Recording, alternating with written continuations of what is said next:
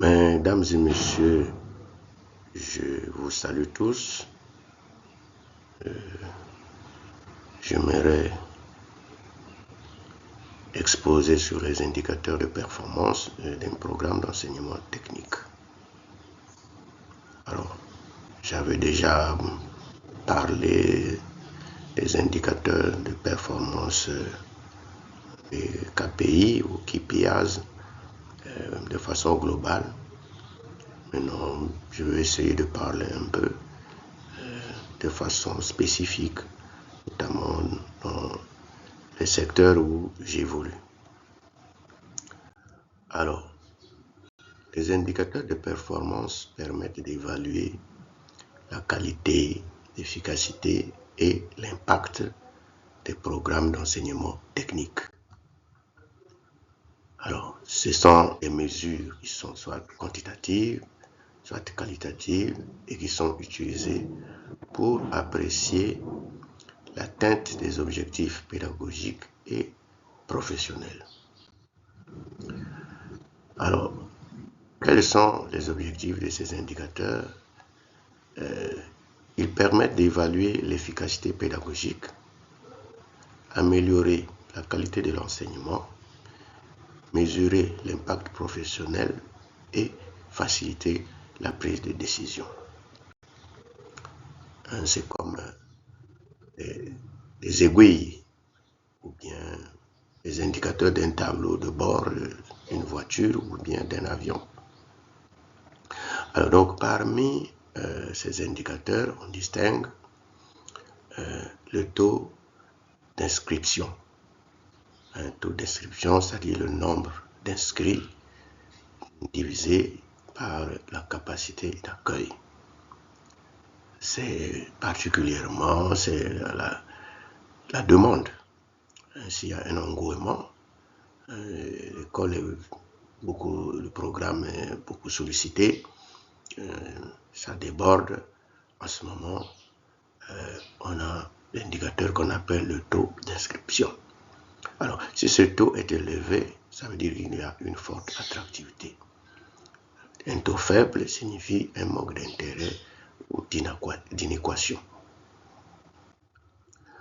Alors, on a également le taux de participation, c'est-à-dire le rapport entre le nombre de participants et le nombre total d'étudiants. Alors ici, ça mesure donc la présence. Ça s'évalue par la présence. Donc, nombre de présents sur le nombre total. Alors, si ce taux est élevé, donc il y a un bon engouement.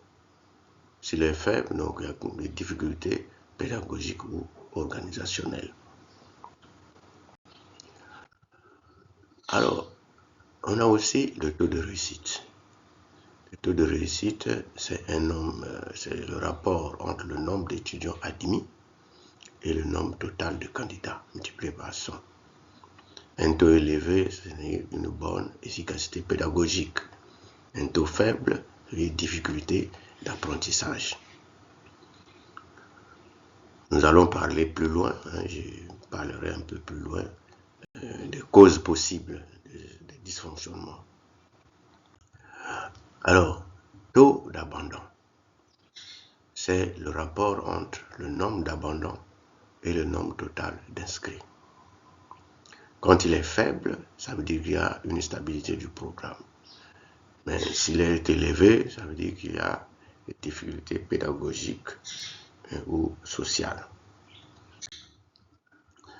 Le taux d'insertion professionnelle. Alors, c'est le rapport entre le nombre de diplômés employés et le nombre total de diplômés multiplié par 100. S'il est élevé, ça veut dire qu'il y a une bonne adéquation avec le marché de l'emploi. S'il est faible, ça veut dire qu'il y a inadéquation des compétences. On a aussi la satisfaction des apprenants, qui évalue la qualité des enseignements, des équipements et de l'encadrement pédagogique. Alors, Il y a également le ratio équipement-apprenant qui se calcule par le nombre d'équipements disponibles sur le nombre d'apprenants. Un ratio élevé indique des bonnes conditions pratiques. Ratio faible, insuffisance des équipements. Alors, le retour sur investissement éducatif. Le ROI, c'est le bénéfice moins le coût divisé par le coût multiplié par 100. ROI positif, ça veut dire que c'est un programme rentable. ROI faible, c'est-à-dire qu'il y a inefficacité du programme. Alors ça, c'est surtout pour une formation technique d'une entreprise qui fait des bénéfices. Alors, donc on peut rassembler tous ces indicateurs en 4 catégories, en 6 catégories, 6 principales catégories. On a les indicateurs pédagogiques, les indicateurs organisationnels, financiers, techniques, professionnels et de la qualité. Alors, si on associe la gestion de la qualité, on va dire que les indicateurs soutiennent le pilotage stratégique et l'amélioration continue des programmes techniques.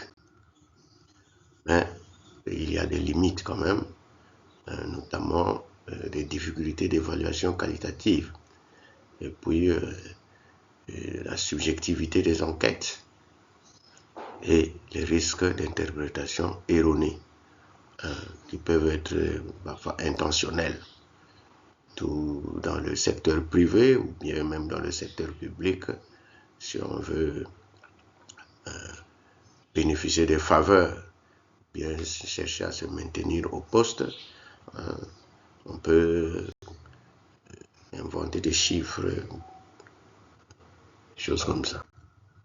Alors, en conclusion, je dirais que les indicateurs de performance constituent des outils essentiels pour garantir la qualité et l'efficacité des programmes d'enseignement technique.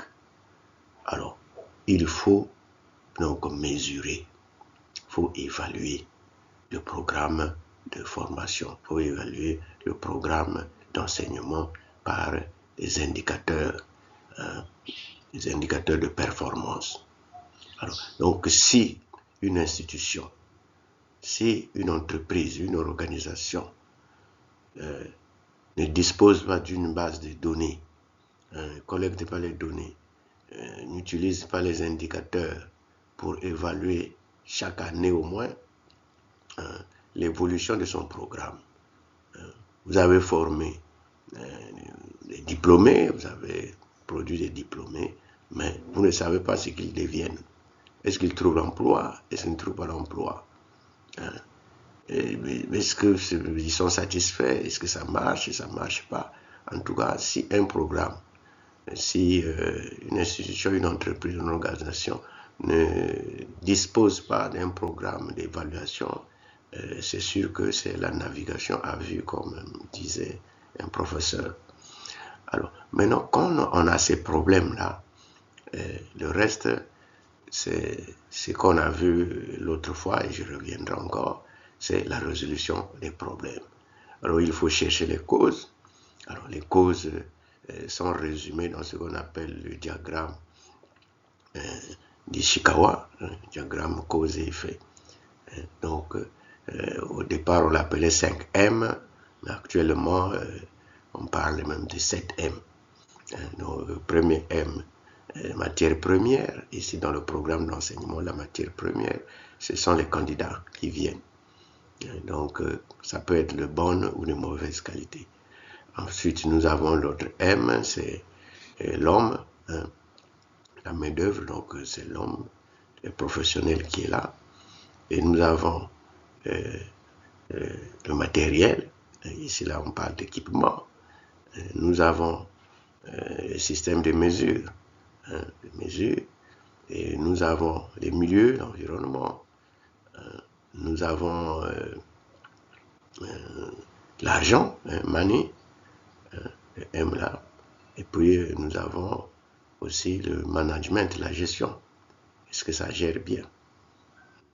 Alors, donc ceci étant, je vous remercie de votre aimable attention.